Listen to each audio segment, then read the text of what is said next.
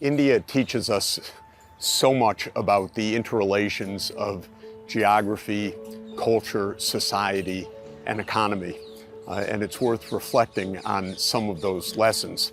I think the first lesson is that India itself, as I've mentioned, began as insular India, as a continental island that joined into the Eurasian landmass around 55 million years ago, creating the vast Himalayan mountains.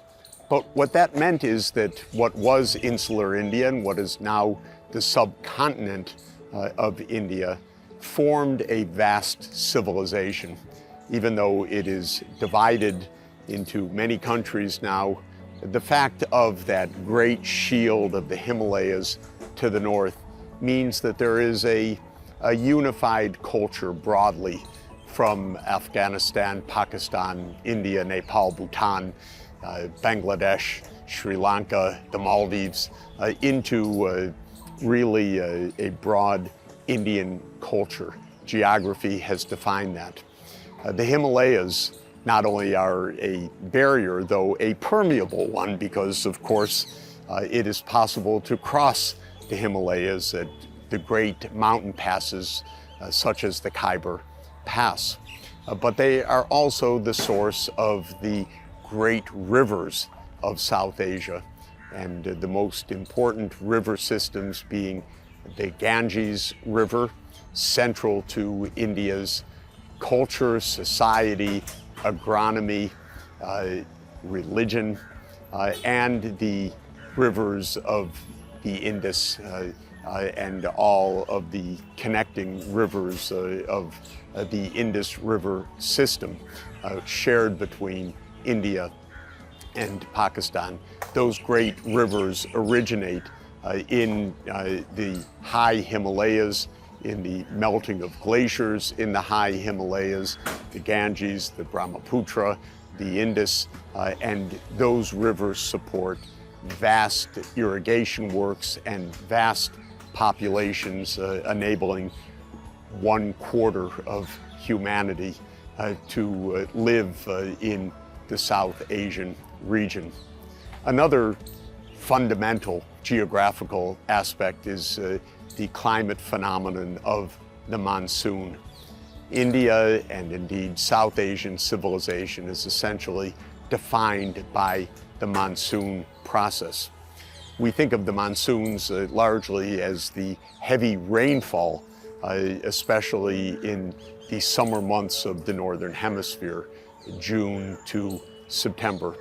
And indeed, this is the period of massive rains that enable India to be one of the great breadbasket regions of the world, growing vast amounts of grains, of wheat and rice and barley and oats and other grains. And these vast rains that come systematically and seasonally define the monsoon. The monsoon actually means a reversal of the wind conditions. During the summer monsoons, we have the southwest monsoon with the winds blowing from the southwest across the Indian Ocean, carrying vast amounts of moisture and then depositing that moisture on the Indian landmass. In the Northern Hemisphere winter months, we have the so-called northeast monsoons, when the wind changes direction and flows from the northeast to the southwest across the Indian Ocean once again, and also depositing rainfall along the way. There are still many mysteries in climatology of exactly the underlying processes that lead to this powerful monsoon process. There are monsoons, these reversals associated with changing wind direction and rainfall in other parts of the world, in Africa, for example, and other tropical regions. But the distinctiveness of the monsoon process in South Asia is phenomenal. It's related partly to the tropical climate. It's related partly to the specific topography, the so-called Western Ghats or mountains in southwest India mean that as those moist winds come across the Arabian Sea, part of the Indian Ocean, sweeping from the southwest to the northeast, they are lifted by the Western Ghats, and that leads to what's called orographic precipitation, rainfall caused by the mountains. And the high Himalayas also are a unique part of the context of the South Asian monsoon. They bottle up the rains, they prevent the winds from spreading even farther into Central Asia, and it means that the great moisture of the monsoon winds is deposited in South Asia and is essentially trapped by the monsoons. Now, the monsoons make it possible and have basically made it possible for a quarter of humanity throughout history to be in the South Asian region, the Indian subcontinent. But the monsoons also have played an enormous role in globalization, because we can think of the monsoons not only as the heavy rains that enable the vast agriculture of India, but also that enable the wind-driven sail transport across the Indian Ocean. During the southwest monsoons of the summer months, the Arabian sailors would carry goods from East Africa and from Arabia to India, using that favorable wind pattern from the southwest.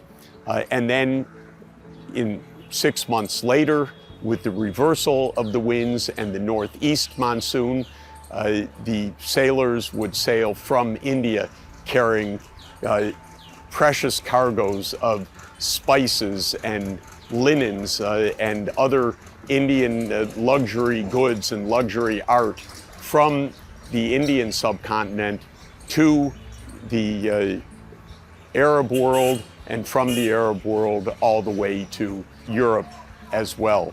So it was the monsoons that made possible the vast marketplace that connected India with Africa, with Arabia, with Europe, and with Southeast Asia before the steam age and steam-driven vessels. When Vasco da Gama reached the Cape of Good Hope on the southern tip of Africa, it was Arab seafarers who helped Vasco da Gama to understand how to use the monsoons to sail around the Cape of Good Hope and to India using the southwest monsoons, and then to reverse course and sail back to Europe around the Cape of Good Hope using the northeast monsoons of the winter season.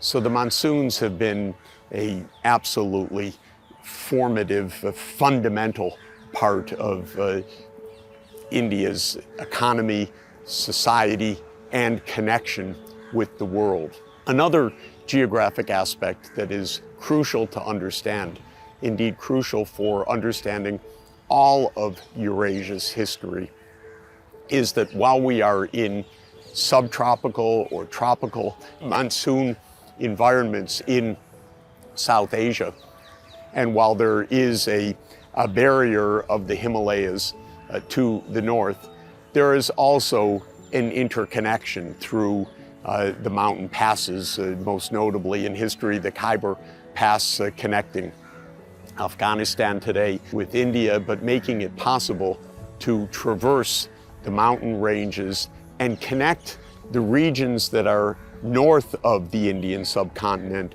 with the Indian subcontinent. Well, those regions north of the Indian subcontinent, in the latitudes of 15 to 30 degrees north latitude, form a belt, a vast belt across Eurasia that is the steppe region or the grassland region of Eurasia. And the relationship of that vast grassland region north of the Black Sea today, stretching across to the east of Kazakhstan and Uzbekistan and Mongolia, the long steppe region has of course been absolutely fundamental to all of Eurasian history and therefore all of world history, including the history of South India, because it is in that vast grassland region, much drier without the heavy rainfalls, but growing vast grass on large plains where horses were first domesticated and could be bred.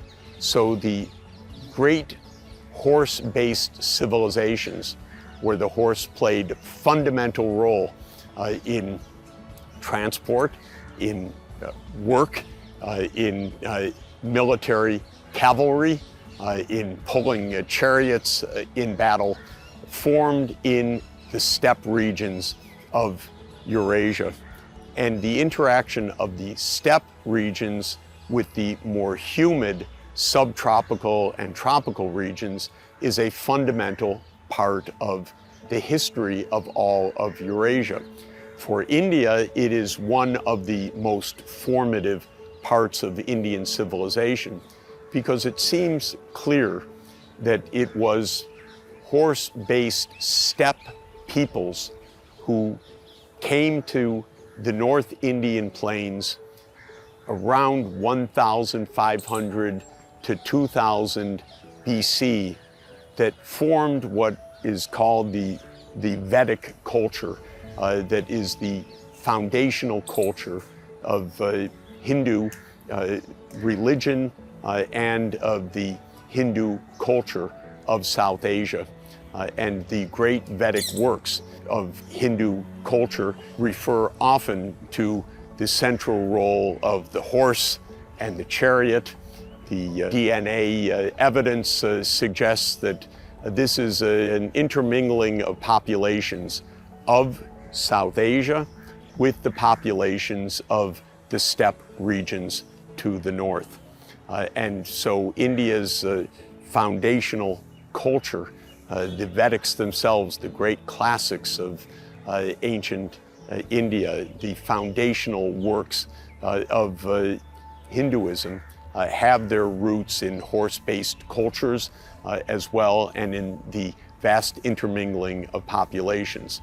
So climatic differences mean differences of society, of the animal populations, and of technologies, but also the basis of trade, migration, and interaction among peoples. And one of the most fundamental of these interactions has been the steppe populations, which bred the horses, which transformed human society, with the populations that are more temperate or tropical, where horses were not as easily bred, but where horses ended up playing a fundamental role in the economy and in the society. Well, this region, of course, it defies superlatives because everything about South Asia and its role in the world really is a superlative, home to around 1/4 of the human population. And therefore, India has played a fundamental role at each of the ages of globalization. We know that in the Paleolithic era, in the Pleistocene before the modern Holocene, ancient hominins, Homo erectus, were living in the Indian subcontinent, and there are paleoanthropological sites that have been discovered of Homo erectus remains and cultural and artifacts, especially the great hand axes of the Homo erectus societies. In the Neolithic age, the second great age of globalization. India, of course, was one of the foundational sites of agriculture, and especially the Indus River Valley civilizations are some of the earliest Neolithic sites in the world. In the age of empire, the Mauryan Empire and the other empires that came, conquered, were defeated in waves throughout the Indian subcontinent, are part of world history and India's history. The role of the horse, brought by the Indo-Aryan populations, presumably from the steppe regions, helped to build those empires. India obviously played, therefore, a great role in the classic age. It played a defining role for India's culture in the equestrian age, the third of the globalization ages, as well as the age of great empires, the fourth age of globalization. India has been central, of course, in the oceanic age of globalization. The interactions of India with the Arab world and with the European world, starting with the great voyages of Vasco da Gama, and afterwards defined much of the history of this region and of Europe. We should recall that India was the great manufacturing center of the world economy in the 16th century, the 17th century, and taught enormously to Europe about manufacturing, about linens, about spices, about agriculture, about many other areas of technology in the interchange that took place between India and Europe after the connection was established with Vasco da Gama's voyage of 1798. In the sixth age of globalization, the age of industrialization, India, like so many other parts of the world, fell under the imperial domination of the industrial powers, and specifically the British Empire. India was first colonized, in fact, not by the British government, but by a semi-private company, the British East India Company, with its private armies, its ruthless behavior, and its expansion geographically throughout the Indian subcontinent. In 1858, the British government formally ended the role of the British East India Company and took over the political control of India in the so-called British Raj. But this was India's hard experience during the age of industrialization. From being the lead manufacturing workplace of the world, India fell under the domination of the steam-driven industrial age, and it took decades of political struggle and global events to finally enable India to declare and achieve its independence from the British Raj in 1947. Of course, India now plays a central role in the seventh age of globalization, our digital age, our modern age. India is one of the great centers of technology. Economically, it is developing rapidly. It is making important breakthroughs in applying digital technologies to all aspects of society, leading to massive transformations.